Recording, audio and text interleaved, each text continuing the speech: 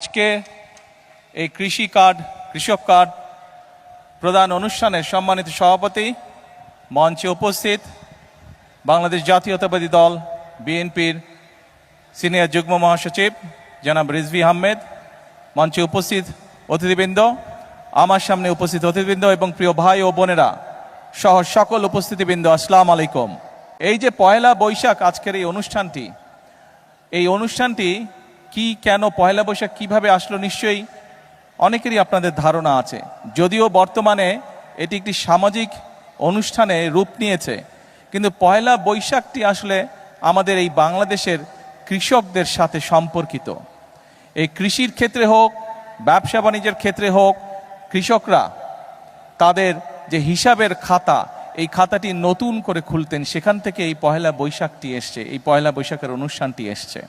এবং সে কারণেই, যেহেতু পয়লা বৈশাখের মূল বিষয়টি আমাদের কৃষক ভাইদের সাথে জড়িত, কৃষানী বোনদের সাথে জড়িত, সেজন্যই আমরা কৃষক কার্ড প্রদানের যেই অনুষ্ঠান বা উদ্বোধন কার্য আমরা আজকে শুরু করলাম ইনশাআল্লাহ। প্রিয় ভাই বোনেরা, সকল উপস্থিতিবৃন্দ, আমন্ত্রিত অতিথিবৃন্দ,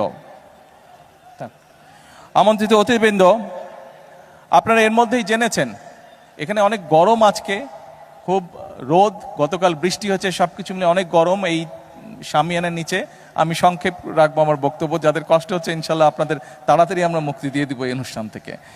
আপনারা এর মধ্যেই জেনেছেন যে আমরা, যদিও অনুষ্ঠানের যে ঘোষক উনি 9টি উপজেলার কথা বলেছেন, বাট আমার কাছে যে কাগজটি আছে এবং আমি যতটুকু জানি, মোট 11টি উপজেলায় পাইলট প্রজেক্ট হিসেবে আমাদের কৃষক কার্ড প্রদানের অনুষ্ঠানটি হচ্ছে।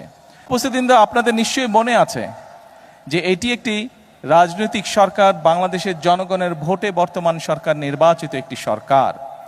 আমরা নির্বাচনের পূর্বে আমরা দেশের মানুষের কাছে যে সকল প্রতিশ্রুতিগুলো দিয়েছিলাম, তার মধ্যে এই কৃষক কার্ডের প্রতিশ্রুতি ছিল।